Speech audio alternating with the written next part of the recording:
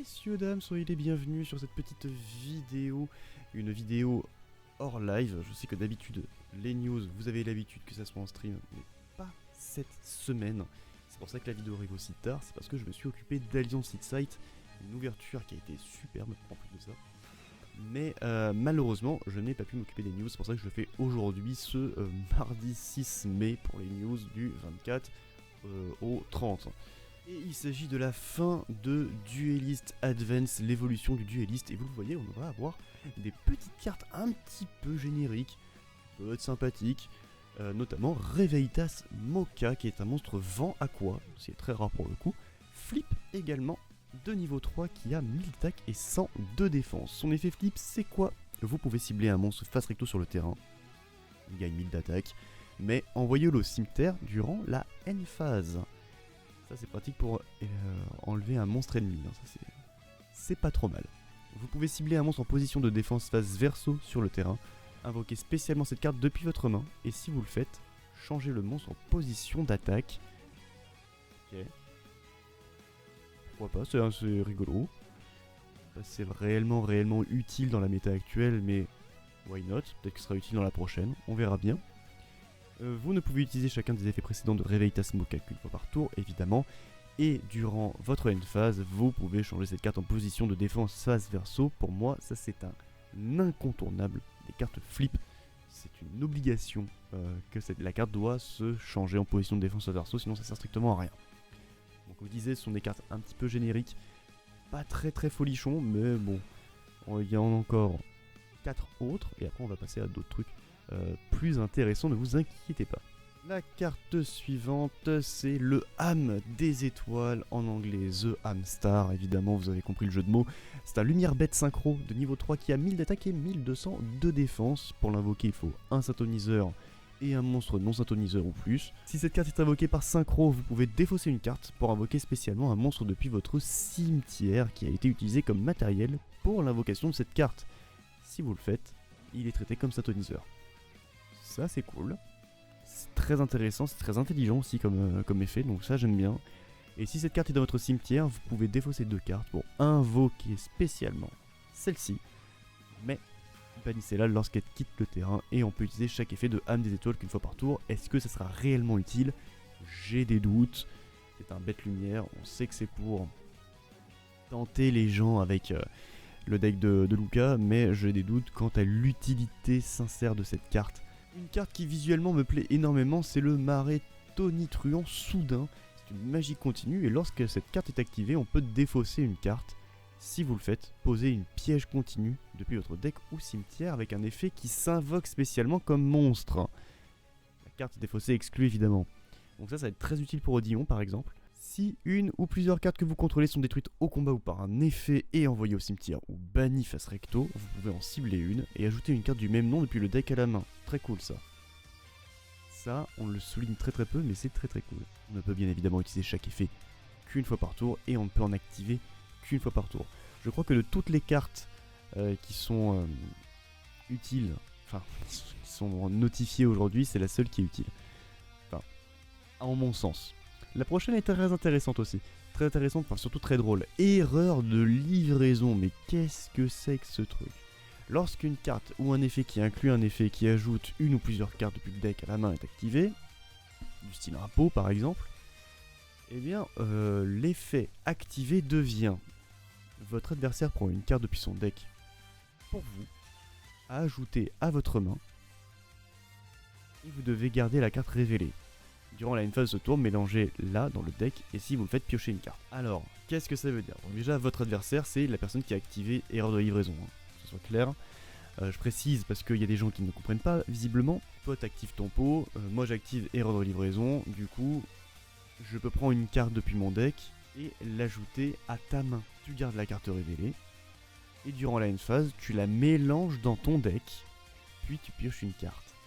Alors, cette carte, j'ai presque envie de l'utiliser dans mon deck insecte. De révéler insecte parasite, je crois que c'est ça la carte. De la foutre dans ton deck et de jouer à peau de l'insecte ou un truc comme ça. Et il se passe, bah vous connaissez parasite mieux que moi je pense. Hein. Je vois vraiment pas dans quoi tu pourrais la jouer ailleurs. Sincèrement, je vois pas du tout. À part pour donner une gigabrique à ton adversaire.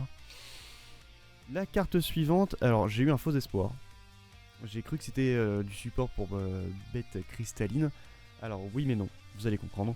Une fois par tour durant la stand-by de votre adversaire, vous pouvez activer un de ses effets. Placer un monstre depuis votre deck dans une zone magie piège comme magie continue face recto. Donc oui, clairement c'est bien pour les bêtes cristallines. Votre adversaire peut invoquer spécialement une carte monstre avec moins d'attaque d'origine que CLP depuis votre zone magie piège sur son terrain, puis il paye des LP égaux à son attaque d'origine. Bon ça c'est un peu dommage, un petit peu ouais bizarre le truc. Si plusieurs monstres à effet que vous possédez sont invoqués spécialement sur le terrain de votre adversaire, vous pouvez envoyer cette carte face recto depuis la zone magie piège au cimetière, invoquer spécialement un monstre de max niveau 4 depuis votre deck. Ah ok. C'est un peu dommage mais c'est dangereux pour l'adversaire quand même. Ok bah voilà. C'était les nouvelles cartes de l'évolution du dueliste. Franchement, ouais, je suis très mitigé, mais en fait il en reste une dernière, mais c'est pas une nouvelle. C'est la Figue Gaga en fait qui a un altart. Alors en fait il y a juste le fond qui change, la pose reste la même je crois. J'ai plus trop de souvenirs de la Figue Gaga, mais de ce que j'ai cru voir il me semble que c'est ça. Bon, on n'aime pas, c'est vous qui voyez. Avant de passer aux nouveautés plus croustillantes, sachez qu'il y a un pack, Limited Pack GX Osiris, qui a 2 nouvelles cartes. Porte d'illusion du coup qui est une magie normale. Payez la moitié de votre point de vie, détruisez autant de monstres contrôlés par votre adversaire que possible, puis vous pouvez invoquer spécialement un monstre dans le cimetière de votre adversaire sur votre terrain en ignorant ses conditions d'invocation. Ça c'est cool ça. Ça c'est très cool. C'est une sorte de Raigeki mélangé avec un Monster Reborn. Bon, on peut l'utiliser qu'une seule fois par duel, évidemment. Hein, faut pas non plus abuser. Cette carte en x1, elle est très bien. C'est une carte qui est très drôle. J'apprécie beaucoup. Alors c'est détruisez autant de monstres contrôlés par votre adversaire que possible. Donc bien évidemment, si des monstres ne sont non destructibles par effet de carte, eh ben tu vas pas pouvoir le récupérer, ça c'est sûr. Hein. Mais c'est quand même assez marrant comme carte. Et il y a une autre carte qui a un autre altart aussi, c'est bien évidemment Uria. C'est un altart alternatif qui reprend celui de l'animé et qui sera pour le coup en Starlight, le retour des Starlight évidemment. Voilà, bon ça reste Uria, hein, c'est pas non plus phénoménal, mais bon. Deux petites choses qui n'ont rien à voir avec les cartes ou presque, c'est le chasseur de justice. Alors Justice Hunter va avoir des petites modifications de nom au niveau de Dragon Tail. Dragon Tail n'existe plus. Maintenant, ça s'appelle Draco Tail. Parce qu'il y a eu, je crois, une sorte de petit souci au niveau juridique, hein, les droits avec les noms par exemple, qui font que bah ça passe pas. Donc je crois que nous c'était que de dragon, ça va se renommer en que de Draco, enfin je sais pas trop comment ça va se renommer chez nous. Honnêtement, voilà, je pense que ça va être que de Draco malheureusement. On verra bien. On verra bien à ce niveau-là.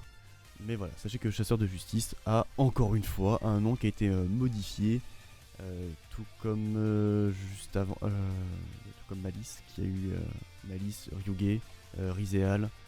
Il y a beaucoup de noms qui changent en ce moment, donc c'est pour ça tous les nouveaux archétypes. Je préfère attendre d'avoir la traduction plutôt que de balancer des noms un peu hasardeux. Même si j'ai pas le choix, j'ai pas le choix, je balancerai des noms hasardeux, hein, on va pas se mentir non plus. En tout cas, j'essaierai de trouver le vrai nom, enfin le nom probable qui sera utilisé plutôt que de balancer des noms comme Dragon Tail, alors que c'est Draco Tail maintenant du coup, mais ça c'est des erreurs de droit, comme Rizéal et Rezéol par exemple. Beaucoup de gens qui continuent à appeler le deck Rezéol, alors qu'il s'est fait appeler genre Rezéol de 2 semaines, pas plus. Et enfin, qu'est-ce que c'est que ce truc là? Oh, qu'est-ce que c'est que ce truc, vous me direz? Et bien en fait, c'est un nouveau pack qui va arriver, qui s'appellera Phantom Revengers, donc c'est le nouveau deck build pack. Et alors là, il y a des petites choses à dire. 3 nouveaux decks, un petit peu comme Justice Hunter en fait, hein, c'est exactement la même chose. Chaque pack contiendra 5 cartes, il y aura 15 packs par box, en tout cas en OCG. Alors il y a des trucs un peu spéciaux, est-ce que c'est réservé à l'OCG ou pas? On verra bien dans quelques jours, hein, clairement. Enfin quelques jours, quelques semaines, quelques mois peut-être. 3 des cartes seront en Prismatic Secret, 6 d'entre elles seront en Secret, et 30 des communes seront en foil parallèle. Je ne sais pas ce que ça veut dire tout ça, je sais que c'est des raretés bien sûr, Mais ça veut peut-être dire qu'il y aura des cartes qui seront en autre rareté. C'est ce qui est arrivé avec le pack qui contenait Malice, Rizéal et Ryuge. Il y avait certaines cartes qui étaient en rare, d'autres qui étaient en super. Donc je pense que ce sera la même chose. Il y aura des up raretés un petit peu dans les cartes, dans les boîtes là, ce qui honnêtement ne me déplaît pas tant que ça. On va pas se mentir là-dessus, c'est assez intéressant. Et enfin, dernière news, donc les Battle of Legends Monster Mayhem qui vont sortir bientôt. Moi je les ai déjà précommandés. Petite ouverture du coup qui aura à prévoir dans quelques temps. Déjà vous voyez qu'il y a des tripacks qui vont exister. Et ces tripacks, vous l'avez vu au dos, il y a des petites choses intéressantes. Déjà dans chaque pack, il y aura 3 boosters. Et dans chaque booster, il y aura 5 cartes. De sources sûres, on sait qu'il y aura une secret, 3 ultras et une ultra, ce qu'on appelle blasonné. Qu'est-ce que ça veut dire les blasonnés? Eh bien en fait tu as comme le petit tampon qu'il y avait pour les 25 ans, il y aura la même chose mais avec un thème précis. Et les 3 thèmes en l'occurrence qui seront représentés dans cette box là, ce seront Dragon Maid, Punk et Orcust. Toutes les cartes blasonnées seront des cartes de ce thème là, pour ce thème là. C'est-à-dire que tu auras une carte Dragon Maid qui sera estampillée Dragon Maid. Tu pourras pas avoir une Dragon Maid qui sera Punk par exemple. Si ça arrive, c'est que c'est un giga misprint. Mais il y a également dans ce tripack ce qu'on appelle un Field Center. Et ça fait longtemps que Konami, je trouve, n'a pas donné des Field Center comme ça. Donc c'est quand même très très bien de leur part parce qu'il y a beaucoup de personnes qui n'ont pas de Field Center. Personnellement, j'en ai un peu ras le cul de voir des cartes Pokémon quand tu es au CDF ou autre WCQ. Il y en a qui sont beaux, il y en a qui sont moins beaux. Je vais pas vous mentir. Il y en a que je n'apprécie pas vraiment, c'est les Chibi, mais on en parlera plus tard. Donc on a 2 petites Field Center pour chaque en blason. Et un petit dernier qui sort un peu de nulle part, mais pourquoi pas. Donc les 3 premiers c'est Dragon Maid, Punk et Orcust, c'est le thème. Pour ce qui est des 3 Chibi, on a Chambre et Laundry Dragon Maid qui seront en Chibi du coup. Le deuxième c'est Galatea et Longirsu. Le troisième c'est Ziamin et Dear Note, la note du cerf, qui seront en Chibi également. Le dernier, alors là c'est Dogmatic Calamity Alba System. Sachez que pour l'instant ça a été confirmé que ce petit truc là sortirait uniquement, enfin pour l'instant au Royaume-Uni. C'est pas impossible que ça sorte chez nous aussi. Personnellement je n'ai pas pu en précommander, donc je ne peux pas vous mettre ça en vente sur Land of Luna qui est sur le card market. Mais vous pouvez peut-être trouver ça dans vos boutiques physiques, bien sûr. C'est tout pour les news TCG du coup, il n'y en a pas beaucoup, mais tant pis, il y en aura peut-être beaucoup plus la semaine prochaine, nous verrons bien. Enfin, la semaine prochaine, j'ai envie de dire, venez voir ça demain du coup, à 20h30 sur la chaîne de Land of Luna, avec le lien est en description. Et en parlant de lien dans la description, n'hésitez pas à faire un petit tour chez nos petits partenaires que sont Monsieur Labro sur Twitch ou encore Sadix TCG sur YouTube. Moi je vous souhaite une excellente après-midi, une excellente journée et peut-être à demain pour des nouveautés qui ont l'air sympatoches. Bonne soirée à vous.